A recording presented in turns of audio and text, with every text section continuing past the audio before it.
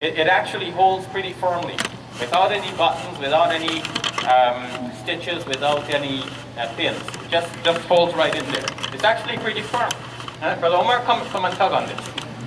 Yeah, tug on it. Just tug on it. See if you can pull it out. Okay. Wow, is it glue on here or something? Yeah. Very firm. Okay, it's very firm. Now, of course, with much movement and in the hustle and bustle of making tawaf and rubbing against other people and so on, eventually it may become a bit loose. The whole thing may become a bit loose.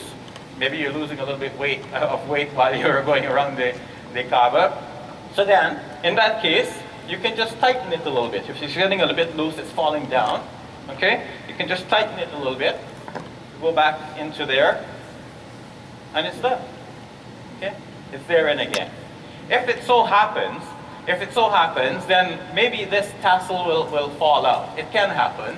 Again, with much shoving and whatever, if that falls a little bit, the whole thing does not fall. See, even though this one tassel came off, the whole thing is still there. So you just grab it and put it back in, and you're good to go again. All right. But if you're not comfortable with this and you need to use some pins, then go ahead. So that's one. So the one goes there, and of course it covers up to the knee, which like all schools of Islamic jurisprudence agree that up to the knee, at least if you cover up to the knee, you're good in all schools. Some schools say that the knee is not required to be covered.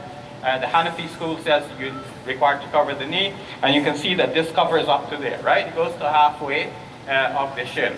And now, this is very flexible, Actually, what's restricting me right now is my jalabiyah that I have underneath. But if I didn't have the jalabiyah underneath, this is very loose and very free. Very free. And even though I'm spreading my legs, this is still covered, right? Because one overlaps over the other, all right? Maybe I should get on stage and you can see. Maybe I should have actually done it from the stage, right? So, if I start over, here's the garment. It's on-stitched, right? Spread it out. Gather the end like that to form a tassel. Gather the other end to form another tassel. So, there's no rule about right over left, but many Muslims will think that, right over left makes sense, all right? So I go right over left, not that there is a rule, but I'm doing it that way.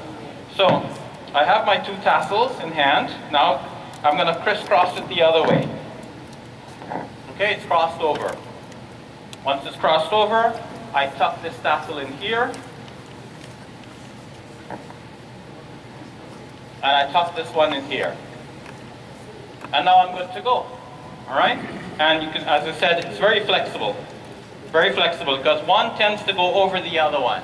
Even though you're walking and you're hustling and bustling, one tends to go over the other one. Okay? Somebody has to really be like peeking to discover what's under there. And of course, you're there performing Hajj. There's nobody to do that. Although you can't be too careful, because I've been reading one of the books about Hajj from an experienced Hajj guide. And he says that there are some people there who just want to be there to touch the women. Allah knows best. But that's from his experience. But there, you're good to go. All right, so what do we do with the second piece? The second piece, okay, I touched that red button. I hope I didn't turn off the microphone. It's good? You guys can still hear me? Okay, give me that other piece, please. Thank you very much. So the other piece is a similarly simple sheet. It's actually toweling material, which is good, because when you're there, you're sweating. This will absorb the sweat away from your body and keep you cool, right? Because this gets a little bit moist, keep you cool, okay? I don't know if they made it in China, but it's a good invention. All right. Of course, people used to use simple cotton sheets, which is good as well, just so long as you make sure that, it's a reasonably thick one so that it does not show through too easily. So there, you just put it over your body like that, all right? To keep your hands a bit free, if you give more room to this one, give more length here, then this will come over your left shoulder, all right? And that's the usual way. The usual way for this one is that it's tucked over the left shoulder. It's described in our classical books like this, all right? Now, at one point, as we will demonstrate, during the tawaf process, see there are 7 rounds. During the first 3 rounds, the guys will be required to, or at least this is recommended, that they take it under the right shoulder and over the left like this for the first 3 rounds. There's a story behind this, that the Prophet, peace be upon him, migrated with his companions to Medina. Remember that? Away from his hometown, Mecca, where the Kaaba is. So when he came back to perform Umrah, some of the people were looking at the Muslims and saying, oh, since they migrated, they became weak. So it is mentioned that the Prophet ﷺ recommended to his companions to do this for the first 3 rounds, so that people can see that the shoulders of the guys, like we are strong after all. You see, we are muscular. It's not that we are hiding our scrawny bodies, but we are actually muscular. For the rest of the others, we do it in the normal way, which is like this. Okay? So, I want some brother to come forward and try doing this. All right? Somebody. Who wants to try doing it? Yes, my brother. All right? This one? Okay? Yes? MashaAllah. He's an expert. He's a pro. All right, he's gathered them. Okay, one over the other. And then crisscross the other way. Beautiful. Okay, and now he's going to tuck them in on the 2 sides. You've done this before. Not this way. Okay. Yeah. Yeah, and that's very strong. See, if I try to pull this away, I'll pull him rather than dislodge this. Okay, so it's very strong. Okay, anyone else wants to try this? Yeah? Try it now. Okay? Because you may have to put it on while you're on the plane during a flight. If your intention is if you're going with the first group, within the first group, the first group is going towards Medina. So it's not your intention yet to go and perform the Umrah. So you wouldn't don the Ihram during flight. Yes. I wanted them to try, but you go ahead. Sure. Okay. Sure.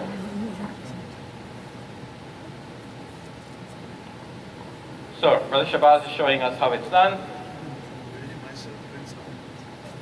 Oh, you're doing it another way. Okay, good. Yes. Okay, so you're familiar with this one. Okay. So this one is good as well. All right. And then and that's also flexible. Okay. Okay, good. So that's another, it's a simple way, and then the other one goes on top.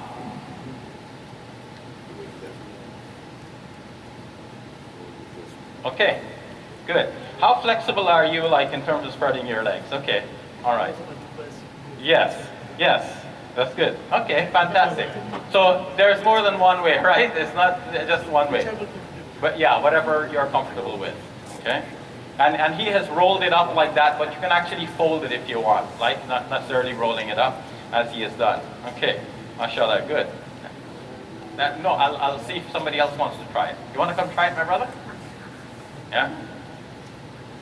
Okay, so, I mean, it's here. You'll have your own package as well. Try it before you leave today. So that if it's not working out and you want to come back and say, okay, how was that again? Because sometimes you see something and you think it looks easy, and then later on when you try to do it yourself, it's not really working out. So try it here before you leave, so I can show you again. Brother Shabazz can show you, Brother Omar Farouk can show you, Imran, Brother Sulaiman, any one of these persons, or some of your friends here have gone before, they've done it before, and they know they can show you. So do get that done. Now I was saying that the first group is going towards Medina to begin with.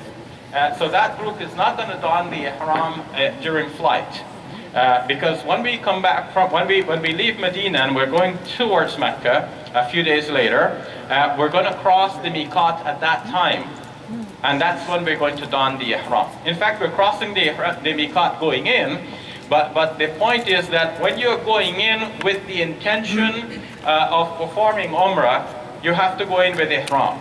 So here is the sacred tree. There's the Kaaba, right? And there is the circumference around it that we refer to as the boundary.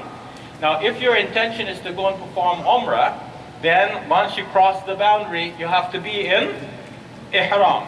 But if you're not going to perform Umrah, you're going for business, let's say, then you don't have to have ihram. Or let's say your intention is, I'm going to do some business in the area, and if I have time, then I'll also perform Umrah. So that means there is an if. It's not clear yet that you're performing Umrah. So you can enter in ordinary clothes and as an ordinary citizen. And when you decide that you want to perform Umrah, then you go back to the miqat, you go back to the starting point, and you don your ihram from there, and now you're going to make the Umrah. So those who are going to Medina, they're going to first enter the sacred precinct, which we do during flight as we're approaching Jeddah. But we don't have the intention to perform Umrah yet. Our intention is to go towards Medina. So we're going to go to Medina, and when we finish what we have to do in Medina, now we're going to cross the miqat again to come back into the Mecca area. That's when we're going to put on the ihram. Those who are going on the 27th, show me your hands if you're going on the 27th. Yeah. So now, your first sojourn is Mecca, right?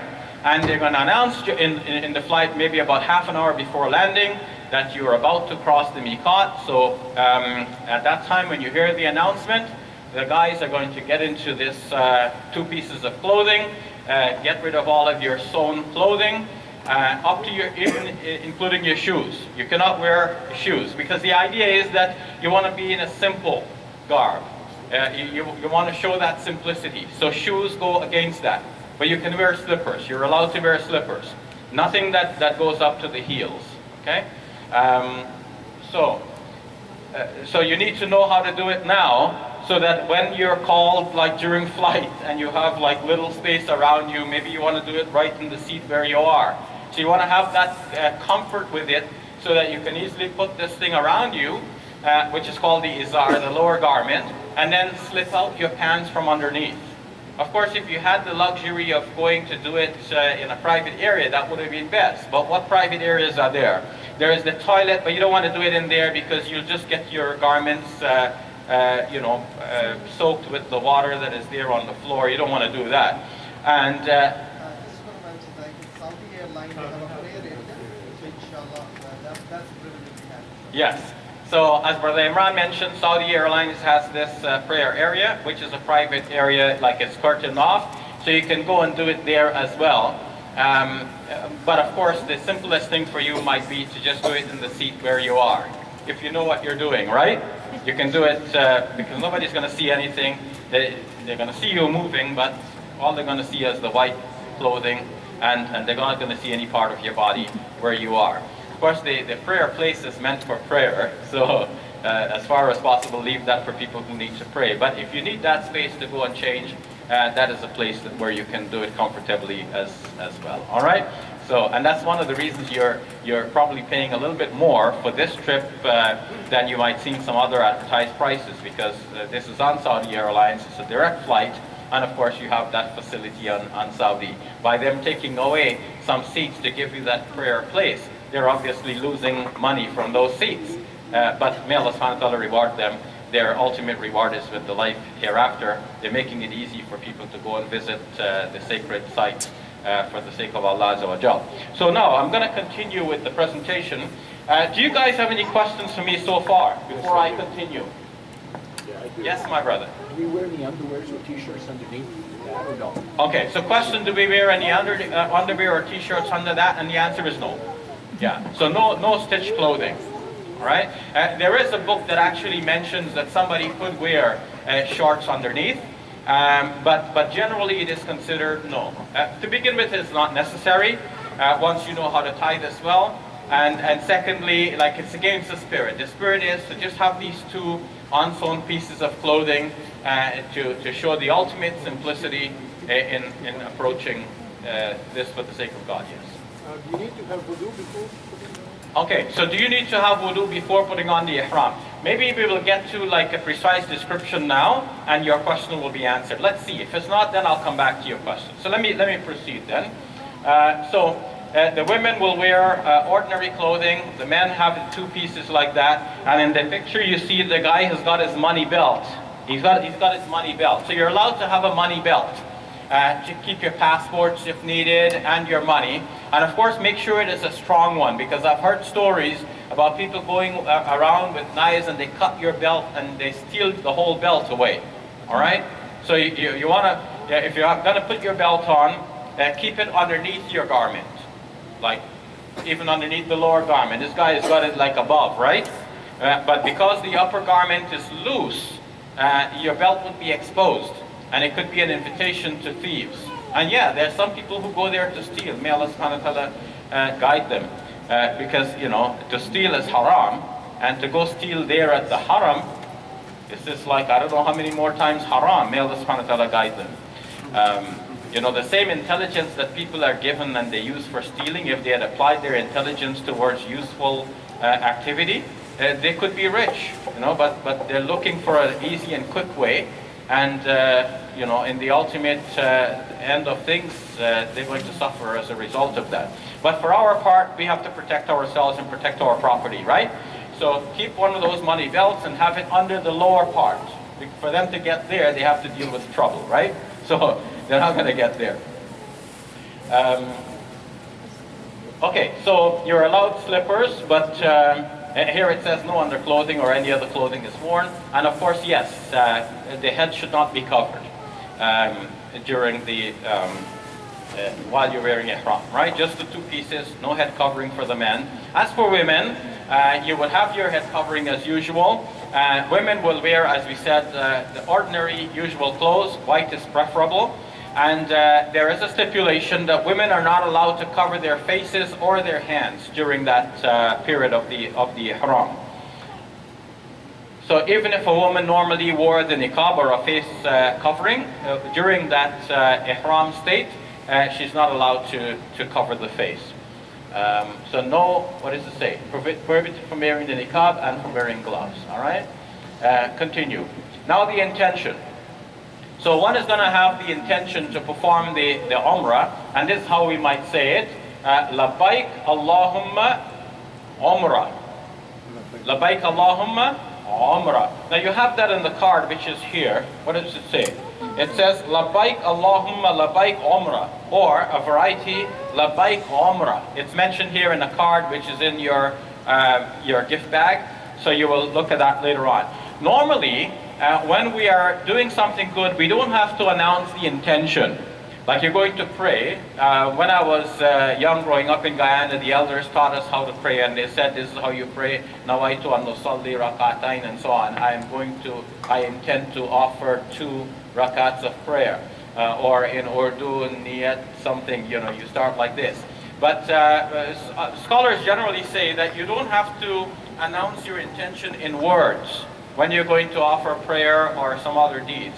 But it is known that the Prophet ﷺ announced his intention in words to perform Hajj and Umrah.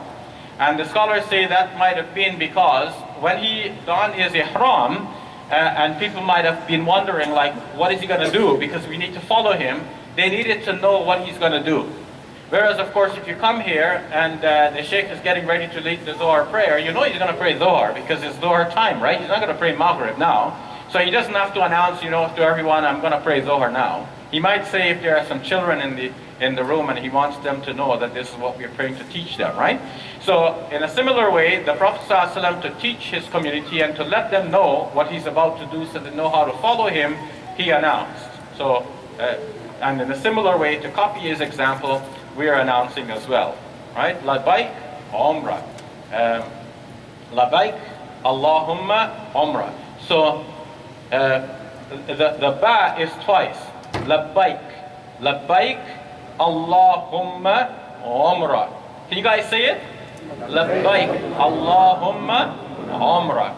Okay, but don't start your Umrah yet. All right, we're getting there, inshallah. All right. So when one says that, one is now in the state of ihram. So what one would do, and now to answer your question, Brother Nadeem, so normally you would make wudu, and it's recommended that you offer 2 rakats of prayer. Though some dispute this, but it's recommended in some books that you make your wudu, you offer 2 rakats of prayer, and some books go into great detail, especially those books which normally say that you should cover your head for prayer, so they would describe it like this. So you're offering the prayer, and you have your hat on, or if not the hat, then part of the Umrah garment itself, you cover your head with it, because you're not in Ihram yet. But you're praying 2 rakats of prayer in preparation for getting into Ihram. When you're done the prayer, then you take that head cover off, and then you make the announcement, Labbaik Allahumma, Labbaik Umrah. So now you've made the intention, and now your head is no longer covered. Now you are in that state of Ihram. Ihram really means something like a prohibited state. A state of, a sacred state. You are now in a sacred state. And so many things are prohibited for you, which we already have seen listed.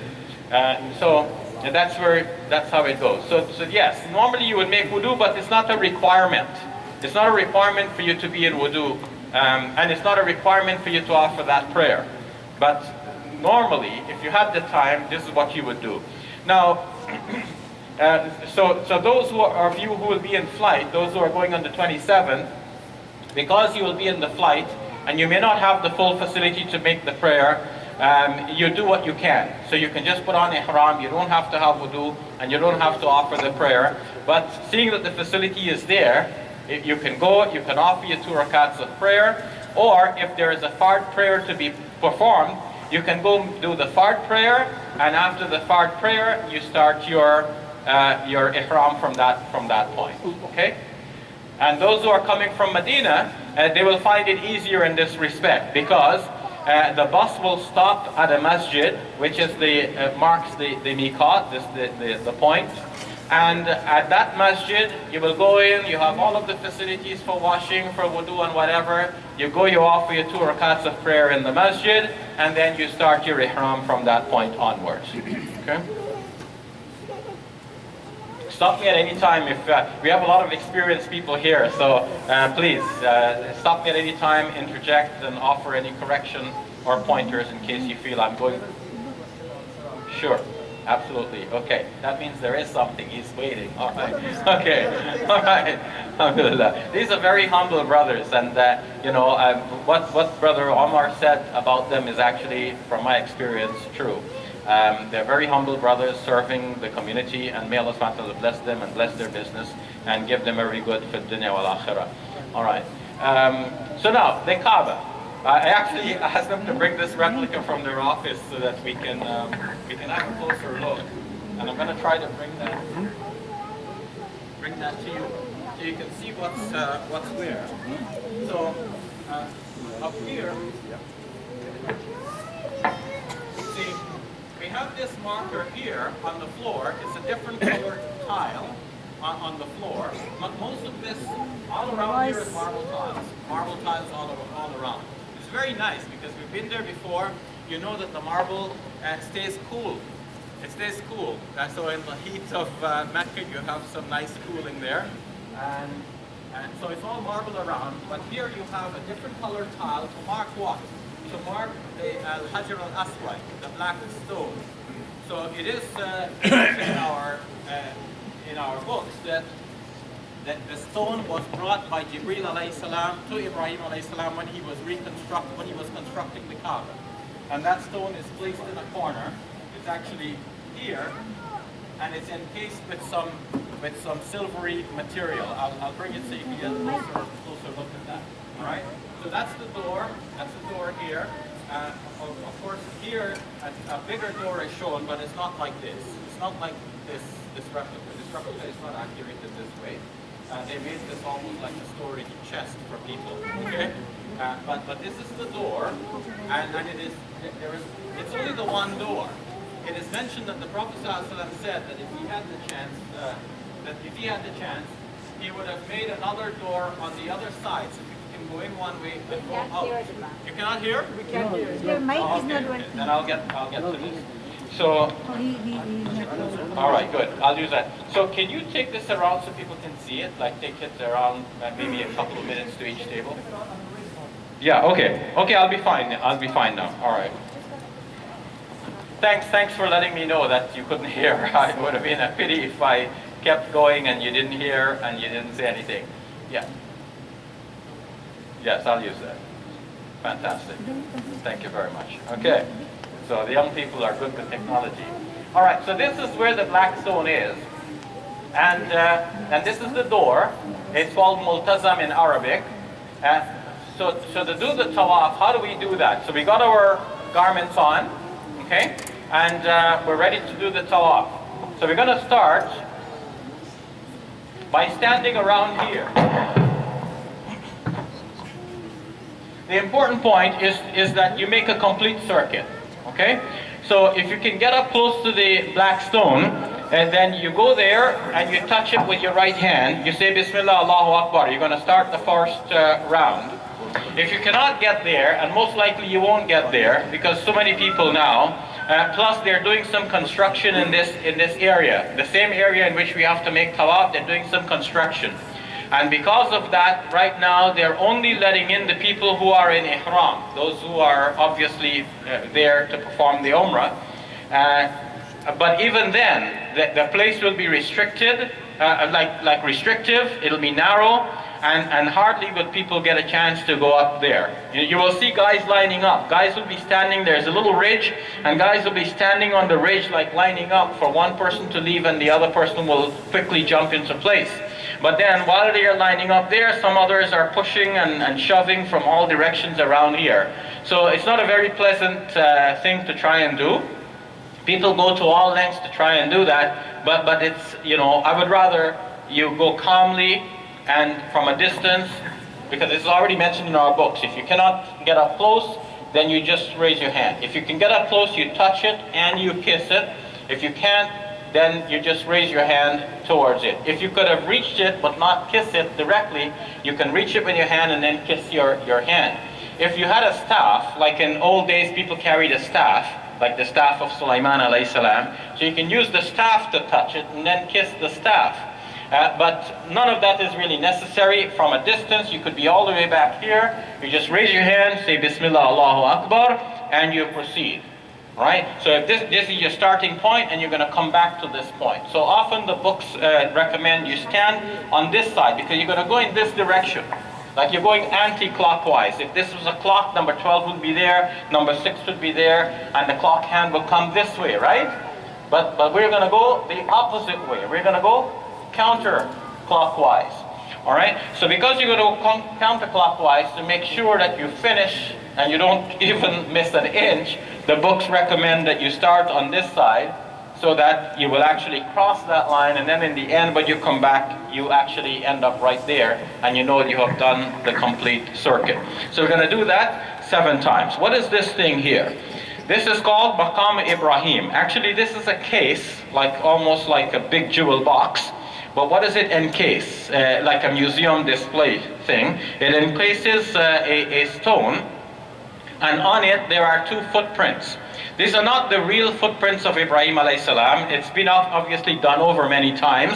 It's more like, they have made 2 things looking like shoe marks dug into concrete. That's how it appears now. And they have encased it, because if they didn't, then people go and do all kinds of silly things, because people don't know. They want to kiss every pillar, they want to, rub everything. If they can steal a piece of the cloth, not steal, they would think they're taking it away for blessings. So if people can take away something for blessings, they will take it away. So the authorities have to make sure that everything is kept and the integrity of everything maintains, because people come from all over the world speaking many different languages at various levels of education, and you really have to have patience when you see what people are up to when they go to do things there. So this casing then protects that stone, so nobody can actually go and touch it, but you can see it from the outside. But it's not necessary to see it, and you're not going to see much. You're going to see a piece of like a concrete block, and it's got like 2 recessions in it, like as if somebody stepped with shoes into like a piece of wet cement. All right, so that the shoe marks are there. So that's all. It's not the original marks from Ibrahim alayhi salam, but now it marks the spot. And even that spot has been moved with the construction and reconstruction of the Kaaba. They have actually moved it from its original position, according to what we learn from the books regarding history. But that does not matter, because what it was is that this is called Maqam Ibrahim, the place where Ibrahim alayhi salam stood. And it is said that when he completed the Kaaba, he stood on a height like to supervise and to see the work that he has done. So that came to be marked as the place where Ibrahim alayhi salam stood. We're talking about something that happened thousands of years ago. He lived approximately 1800 BC. So to now, we're dealing like almost 4,000 years. So for 4,000